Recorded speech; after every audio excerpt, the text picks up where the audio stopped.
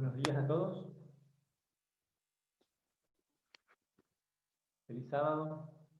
Es un gusto poder compartir una vez más el día de hoy. Vamos a continuar, como bien dijo Agustina, el tema que había dado hace creo que dos martes, y no pude el martes pasado por una cuestión de tecnología, pero gracias a Dios pudimos solucionar y poder revisar. A beneficio de los que por ahí no vieron todavía, quisiera solamente pegar un pequeño repaso de lo que vimos la otra vuelta. Para eso voy a compartir pantalla.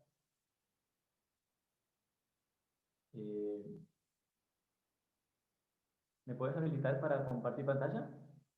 No sé quién es la primera. Sí, ¿no estás habilitado? A ver. No. Acá. Ahí está.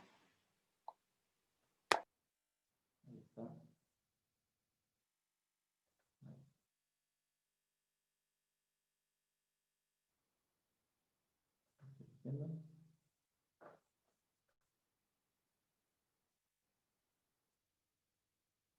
Ahí está.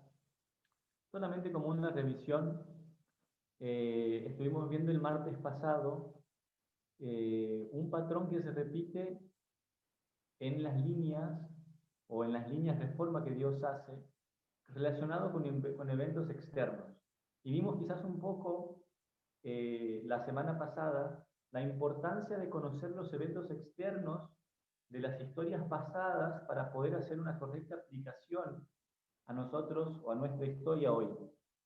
Vimos, así como en Israel antiguo, en la Reforma Protestante, en el principio de Israel moderno con la historia milerita y también con el final de nuestra historia, que sería nosotros, el final de Israel moderno, todas tienen eventos externos relacionados con la comunicación. Dios presenta la posibilidad a través de distintos medios de comunicación para que el Evangelio, para que el mensaje presente para esa generación se dé de una forma más expansiva, por decir así. En todo caso, para los que quieren ver este tema con lujo de detalle, recomiendo el video de Esteban. Él trabajó sobre eso, creo que ya está subido. Vio en detalle esta expansión del Evangelio a través de medios de comunicación. También vimos cómo está dividido hoy el mundo y también el adventismo.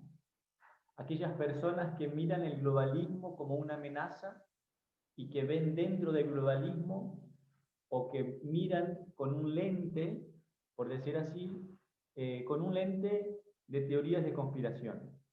Entonces, esas personas que miran el mundo con un lente de teoría de conspiración tienen a Trump, tienen a personas conservadoras como su héroe, ¿ok? Y aquellas personas que miran el nacionalismo como digamos, como lo correcto o como una amenaza, ven dictadura, vemos Estados Unidos sobre la ONU, vemos la historia, vemos la realidad a través de una lente, a través de anteojos que tienen una metodología de parábolas. Entonces, encontramos que dentro de la historia, Dios maneja los medios de comunicación y también presenta, en este caso, dos polos. Protestantismo, por un lado, es decir, no es protestantismo, perdón la palabra, los conservadores y los liberales, ¿ok? Los que ven al globalismo como una amenaza y los que ven al nacionalismo como una amenaza. Entonces, yendo, vamos a ver si podemos acomodar acá.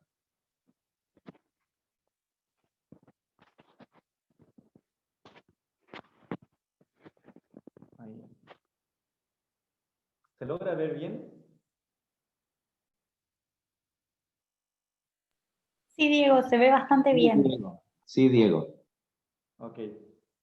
Bueno, lo que tenemos acá es la línea milerita, ¿ok? La línea grande, por decir así, ahora vamos a ver con detalles.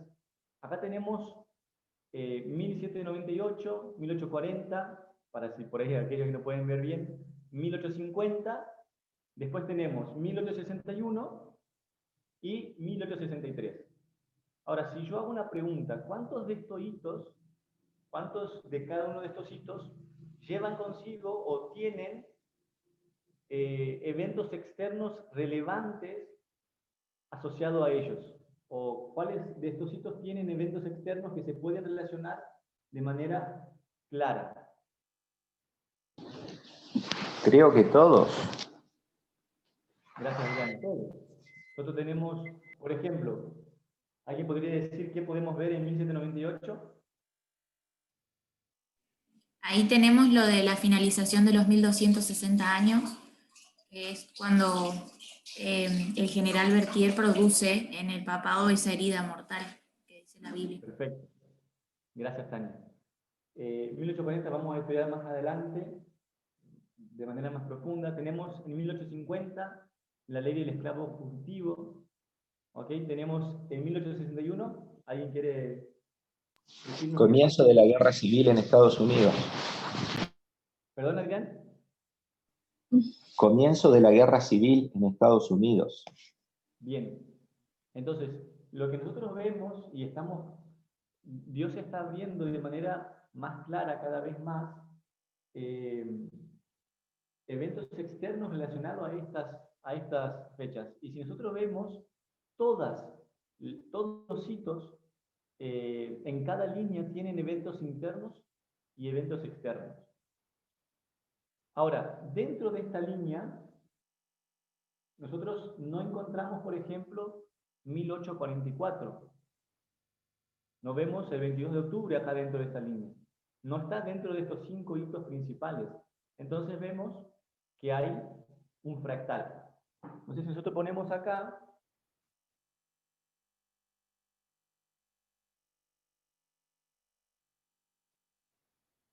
tenemos acá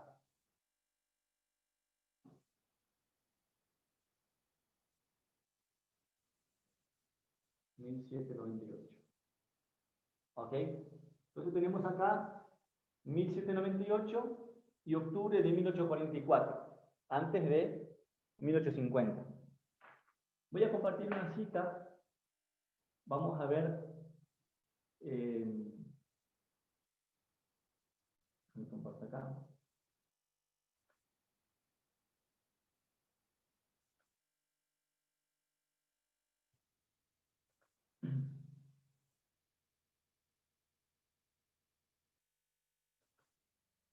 Ahí está. ¿Alguien quisiera leer las dos citas que aparecen acá? Puedo leer si querés. Por favor, Tania. Dice, doy gracias a Dios por esta ocasión que me deparó de ser, juntamente con otras personas, testigo de estas cosas. Ahora puedo hablar confiadamente por mí mismo. Creo que la obra es de Dios y es dada para consolar y fortalecer a su pueblo dividido y disperso desde que terminó nuestra obra por el mundo en octubre de 1844. Y la otra cita dice, después de la decepción, cuando se dio luz a la cuestión del santuario, la verdad del sábado y los mensajes de los 3 ángeles de Apocalipsis 14, las ciudades del este recibieron la luz de la verdad presente. El mensaje del tercer ángel fue llevado de ciudad en ciudad y de pueblo en pueblo. La luz brilló en el camino de los creyentes dispersos, en relación con el próximo advenimiento de su Señor. Y algunos recibieron el mensaje con alegría, otros se apartaron de la luz y perdieron el control de Dios y su verdad. Gracias, Tania. Lo que pudimos ver en estas dos citas es la condición del pueblo de Dios, que yo había marcado en negrita ahí. ¿Cómo estaba el pueblo de Dios en ese entonces?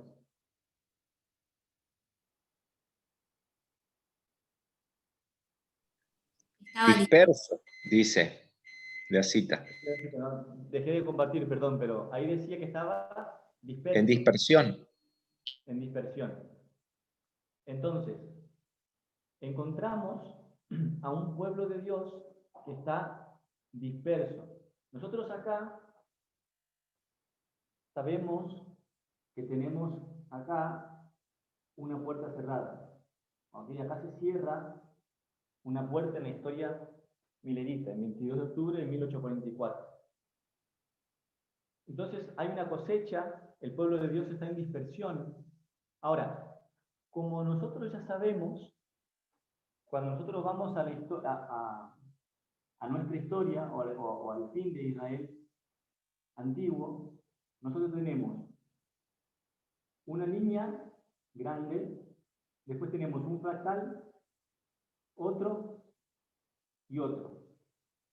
¿Cierto? Tenemos un primer grupo, después tenemos, acá tenemos sacerdotes, levitas y netineos. Tenemos acá, este es el modelo que nosotros solemos estudiar en nuestra historia, en la historia de Cristo.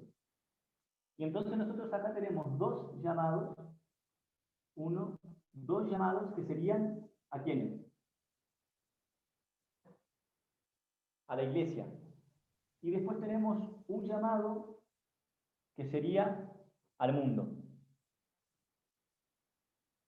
Si yo quiero trasladar esto acá, lo que tengo que encontrar es que antes de 1850, ¿y por qué digo antes de 1850? Porque 1850 es el hito del medio. ¿Y qué asociamos con el hito del medio o mitad de camino? Una ley dominical. Una ley dominical. Adrián, ya que estás, la ley dominical, en la historia de Cristo, ¿a qué corresponde? Sería el año 34 después de Cristo. Ok, al año 34 después de Cristo. Y en el año 34, ¿a dónde fueron los discípulos?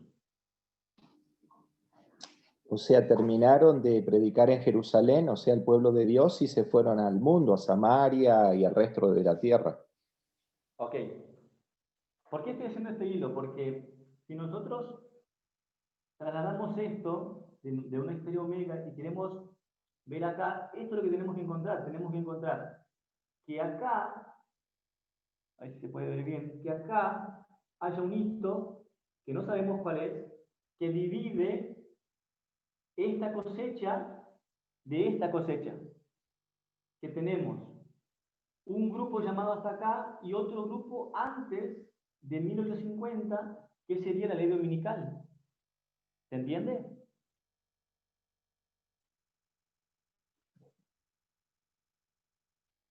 ¿Se entiende más o menos lo que estoy queriendo decir o si no repito? Yo lo Si entendí. quieres repetirlo, te agradezco. Ok.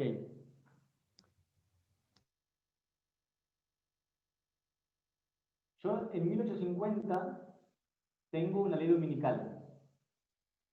En la ley dominical, que es el hito del medio, yo voy al mundo. Y si acá tenemos dos llamados a la iglesia y uno al mundo, antes de 1850 yo tengo que ver dos llamados a la iglesia. Uno yo sé que es en 1844 y otro tiene que ser antes de 1850. ¿Ok? Viendo esto, yo solo quisiera que podamos ver un punto con todo esto. Yo voy a compartir otra cita que nos va a aclarar un poquito lo que estamos viendo. ¿Alguien quisiera leer la cita siguiente? A ver.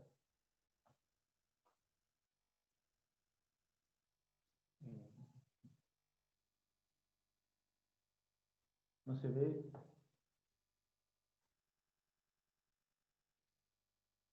A ver. Un segundo.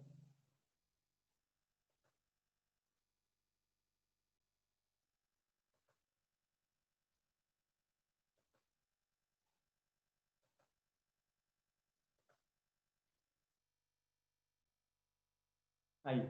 ¿Alguien quisiera leer esta cita? Yo leo, Diego. Por favor, Agustín. El 23 de septiembre, el Señor me mostró que había extendido la mano por segunda vez para recobrar el residuo de su pueblo, y que mientras se reúne la mies había que duplicar los esfuerzos. En la dispersión Israel fue herido y desgarrado, pero ahora en tiempo de reunión Dios sanará y vendará a su pueblo. En la dispersión los esfuerzos hechos por difundir la verdad tuvieron poco efecto, lograron poco resultado o ninguno. Pero en la reunión, cuando Dios extienda su mano para juntar a su pueblo, los esfuerzos hechos para difundir la verdad tendrán el efecto asignado. Todos deben estar unidos y manifestar celo en la obra. Gracias, Agustina. Esta cita fue publicada en Review and Herald en 1 de noviembre de 1950. Sí, 1950. No, perdón, 1850. Sí.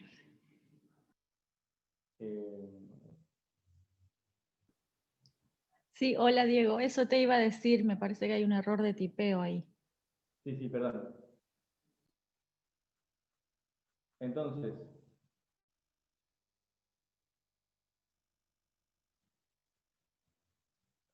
ahí está. Entonces, gracias por la corrección. Yo tengo esta cita que me muestra que acá, 1850, dice que Dios extendió su mano por segunda vez para juntar a su pueblo.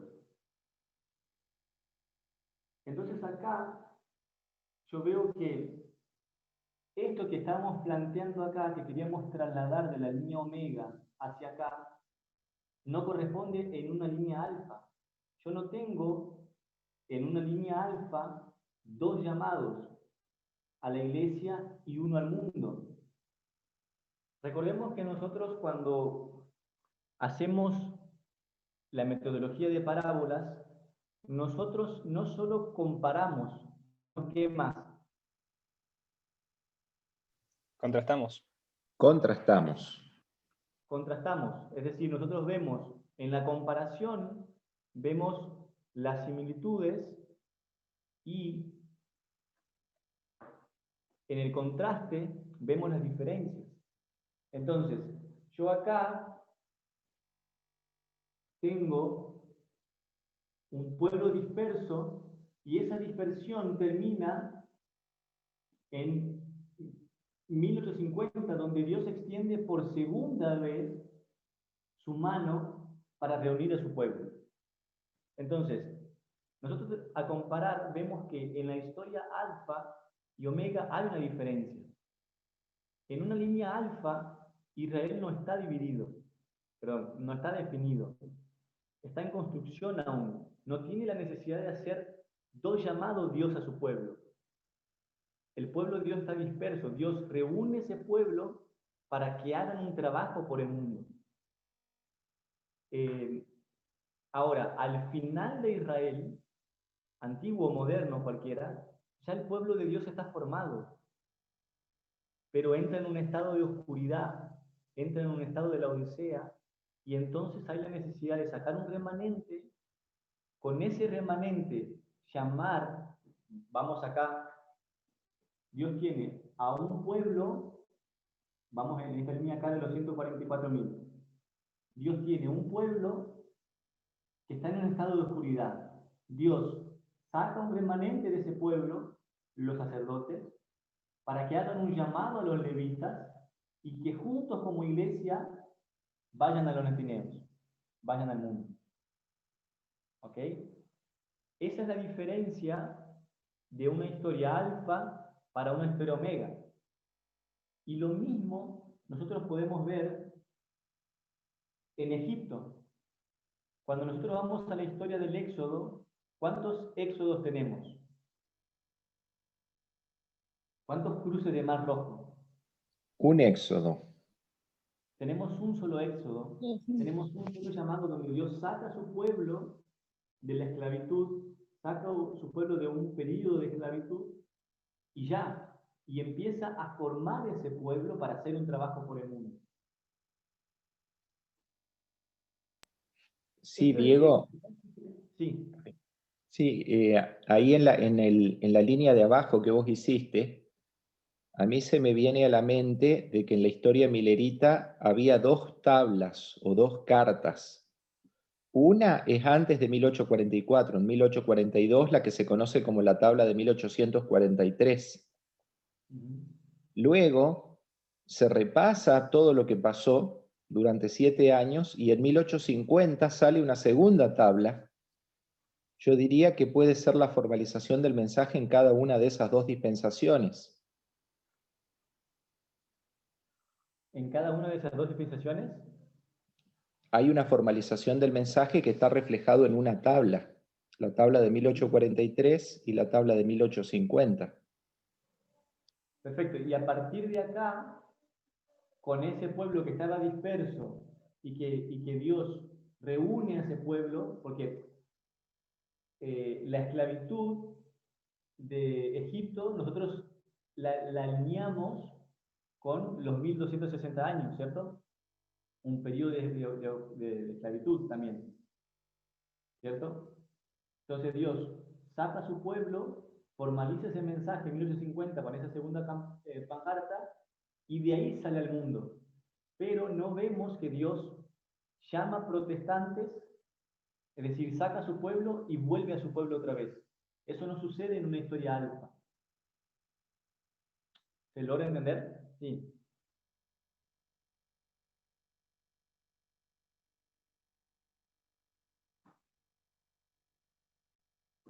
Sí, Diego, se entiende. Lo que dijo Adri me parece que se da por el hecho de que en la historia milerita el primer ángel y la formalización del primer ángel están separados del segundo. Por eso, Adri. En cambio, en la historia Omega están juntos. Claro. Exacto. Entonces, gracias, Emma. Entonces, si nosotros vemos acá en la primera línea, nosotros tenemos 1798, tenemos acá 1840, luego tenemos acá, tenemos julio de 1844, tenemos 22 de octubre y tenemos 1850. Entonces, en esta línea, Dios prepara, acá tenemos la de dominical, Dios prepara a su pueblo para ir al mundo. Si nosotros vamos en la segunda línea, que ahí sería el mundo, vamos a esto.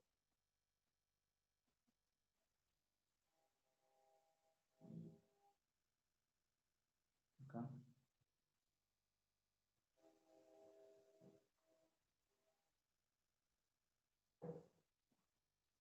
Tenemos 1840.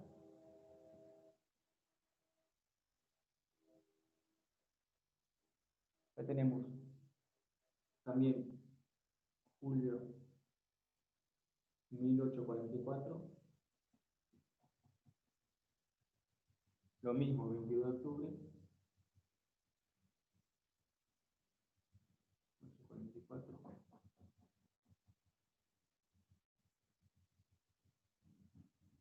Después tenemos acá 61.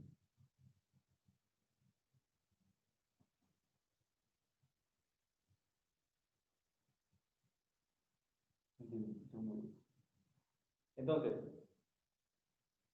si ellos a partir de esta historia hubieran sido fieles, si hubieran, digamos, respondido a lo que Dios esperaba de su pueblo, nosotros íbamos a tener en la historia milerita acá un cierre de Puerto de Gracia y acá la segunda venida.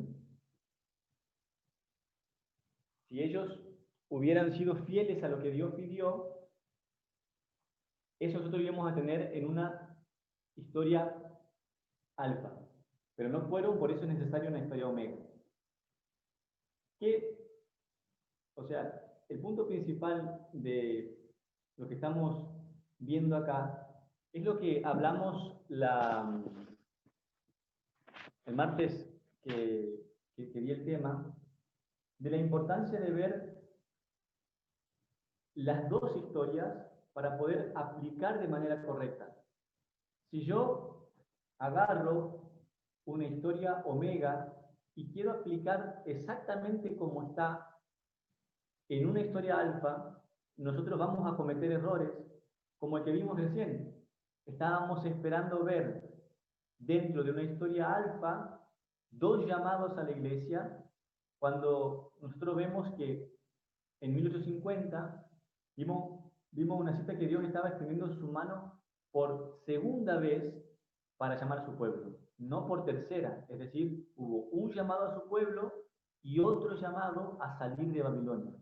Un llamado al mundo después de la ley dominical en 1850. Entonces, cuando nosotros entendemos esto, vemos que tenemos que estudiar nuestra historia, pero tenemos que conocer muy bien estos hitos, tanto interna como externamente. Y es importante que cuando nosotros hablamos de fractales, quizás no es un mejor término o el mejor término para explicar lo que nosotros estudiamos, porque un fractal es perfecto.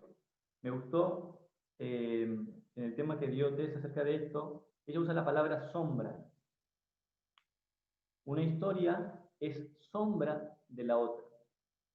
Entonces nosotros encontramos que una sombra refleja los rasgos principales, pero no los detalles, no exactamente igual.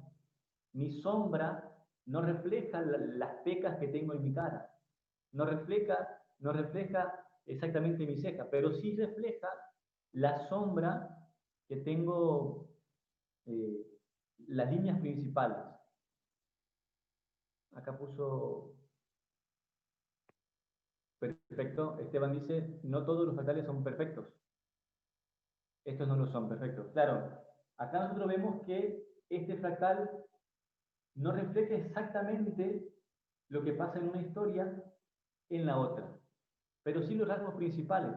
Por ejemplo, nosotros vemos que en la historia anterior, en la historia milerita, la ley dominical era una ley que te obligaba a quebrar o quebrantar la ley de Dios.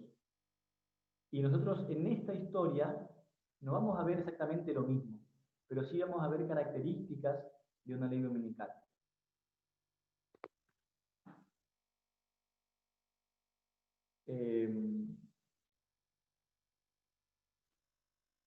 ¿Hay alguna pregunta respecto a esto? O quizá podemos orar y conversar y hacer una pregunta luego. Yo tengo una, ¿por qué son dos llamados a la iglesia? Y por ejemplo, una al mundo. ¿Por qué son dos llamados a la iglesia y uno al mundo? Sí, cuando debería de ser al revés, digamos, porque el mundo es el que más necesita que la iglesia, que no.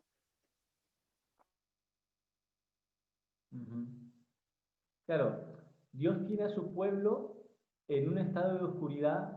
Si vamos a la historia de Cristo, Dios va a su pueblo. O sea, Dios en realidad quisiera hacer un llamado solo a su pueblo. Pero cuando llega ese llamado, aquellos que deberían escuchar el llamado, no lo escuchan. Entonces Dios trabaja, como dice Ellen White, trabaja con los humildes, con aquellos que quieren aceptar ese llamado, y saca un remanente de su pueblo. Ese remanente hace un llamado nuevo a su pueblo, como pasó con los discípulos que volvieron, después del Pentecostés, volvieron a los judíos, y luego fueron al mundo. O sea, los dos llamados a la iglesia es por la dureza de nuestro corazón. Dios quisiera hacer un solo llamado, pero tiene que hacer dos porque no aceptamos de una, por decir así, su llamado. No sé si alguien más tiene una Yo quiero respuesta aportar. ¿Puedo aportar algo?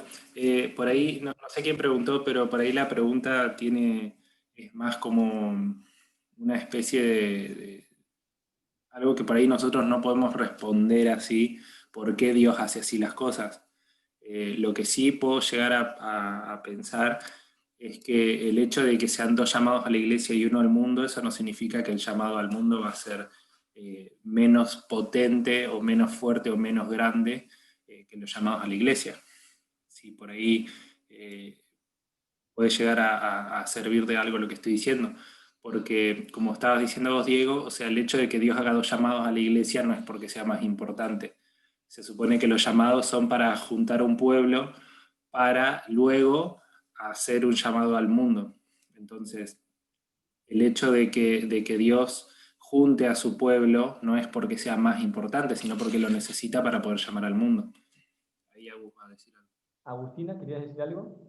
Sí, yo también quería aportar igual que Emma, solamente para decirle a Cris que a veces tenemos la mala idea de que el mundo necesita más que la iglesia.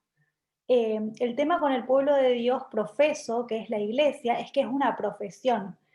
Que es una profesión es algo que uno dice que es, pero eso está por comprobarse si eso es así o no. Por eso Dios manda un mensaje para filtrar los profesos que en realidad profesan algo que no son, que son hipócritas, y los profesos que son genuinos, que son realmente los hijos de Dios. Entonces, cuando se separan las simientes en el pueblo de Dios, que están los hijos de Satanás también en parte del pueblo de Dios, profeso, sin embargo, el llamado del mundo es ya llamar al pueblo que ya es de Dios, es salir de Babilonia, pueblo mío. Esas personas van a aceptar el llamado a unirse al reino de Dios porque ya son sus hijos. Luis está levantando la mano acá al lado mío. Por ahí también algo que podría ayudar a esto es el hecho de que la iglesia necesite un llamado es porque la iglesia es un pueblo que ya a Dios no le sirve. Por lo tanto, Dios lo que hace es, en cierto sentido, utilizando una parábola, ¿no?, divorciarse de ese pueblo. Entonces, la iglesia entra en la apostasía y pasa a ser un pueblo que ya no es pueblo de Dios. Entonces Dios primero tiene que formar un pueblo. No es que Dios tiene un pueblo al cual hacerle un llamado a la iglesia. No sé si se entiende lo que quiero decir. Entonces Dios primero tiene que hacer un llamado. Ese llamado tiene el propósito de formar un pueblo. Una vez que Él ya tiene un pueblo, aunque sean poquitos, ahora sí estamos en condiciones de hacer un llamado a la iglesia a unirse a algo. Porque previo a eso la iglesia no tiene, las personas llamadas no tienen a qué unirse. Una vez que ya existe ese pueblo, entonces ahora se hace el llamado al mundo. Gracias, Lucho. A vos también. ¿Alguien más? Cristian, ¿te quedó clara la respuesta? Sí, yo quería decir algo también, que Dale. esto está relacionado con el estado laodicense. Nosotros, el profeso pueblo de Dios cree que es rico y que no necesita nada, y eso hace la dureza del corazón. Perfecto. Diego, quería yo decir también, Cristo en su época le dijo a los líderes de su pueblo, los publicanos y las rameras van delante de ustedes al reino de los cielos. O sea, porque por eso hay un llamado al mundo, porque hay gente que no le gusta su condición, y hay mucha gente que no se quiere unir a las iglesias porque ven que en la iglesia hay un estado de hipocresía. Entonces, cuando vean realmente la iglesia de Dios reflejando la obra que Él quiere que hagamos, ahí sí se van a unir a una iglesia sin mancha. ¿Puedo agregar una cosita más? También lo que se tiene que tener en cuenta es que eso del llamado a la iglesia en dos partes es también una forma de entender el proceso del llamado de Dios a su iglesia. Nosotros lo podemos marcar en dos partes, pero también lo podríamos reconocer como una sola. Por ejemplo, en las 70 semanas de Daniel 9, es decir, en la línea del fin del Israel antiguo, podríamos verlo primero Cristo, después los discípulos, pero también podríamos verlo como todo un proceso donde al final de las 70 semanas está Juan, está Cristo, están los discípulos, terminan las 70 semanas y se va al mundo. Es decir, todo depende de la perspectiva que le quieras dar en el estudio que estés dando. Puedes verlo como solo un llamado a la iglesia, que es un proceso de llamado que sean distintas partes, digamos, con distintas personas, con distintos representantes, podríamos decir. O puedes verlo como dos llamados, que es como solemos partirlo, pero incluso si somos más técnicos y empezáramos a abrir la línea del fin del Israel antiguo, podríamos ver que está Juan dando un llamado, después Cristo dando un llamado, después los discípulos. Esteban, sería, lo que vos estás planteando sería como distintas etapas de un mismo llamado. Exactamente, o sea, no son dos llamados, es uno solo, pero lo podés dividir por medio de estos estudios, ver que se puede dividir en dos etapas. Pero todo eso, todo depende de cómo quieras dar el estudio, pero en realidad es todo parte de un mismo llamado al pueblo de Dios, que una vez terminado ese proceso se va hacia el mundo. Gracias, Esteban. ¿Alguien más? ¿Alguna duda? ¿Aporte?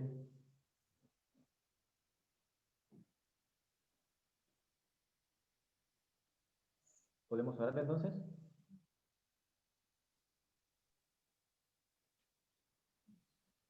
Sí, Diego. Perfecto. Oramos.